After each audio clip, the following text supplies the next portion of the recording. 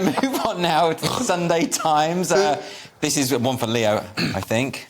So Britain's FBI have been called in to help with the SNP Finance Probe. This is the National Crime Agency.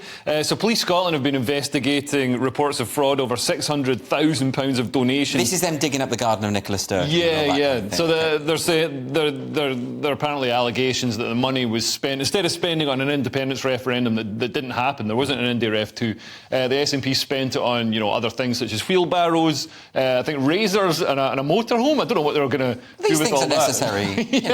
For a political party. So now the Police Scotland have brought in, the big guns, the National Crime Agency, to help out. So they're saying there's no suggestion that Police Scotland has made mistakes in handling the case, but the National Crime Agency are experts in this.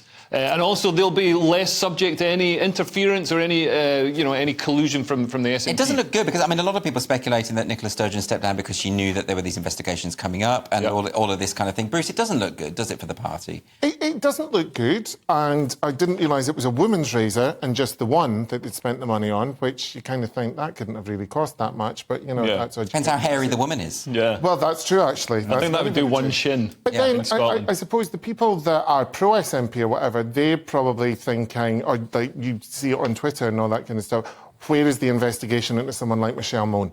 Where is that happening? And I think they feel that the SNP are being unfairly targeted. But if the SNP have financial impropriety, and it's alleged there's been a £2.2 billion underspend or something. Yeah, where's that money in the COVID relief grants? Where's that money? That's unaccounted for. So I think, they need to get I might in there. be wrong with that figure. I take your point, Bruce, that, there's a sense of double standards, that there's a bit too much attention being put onto the SNP about this. But like you say, we do have to know what happened. Transparency is quite important when it comes to this. Yeah, and we do also need to know, what's happening with Michelle Mone and all the other PPE and COVID procurement shambles. But some of the SNP people are hitting back against the police, saying the investigation is a grotesque circus.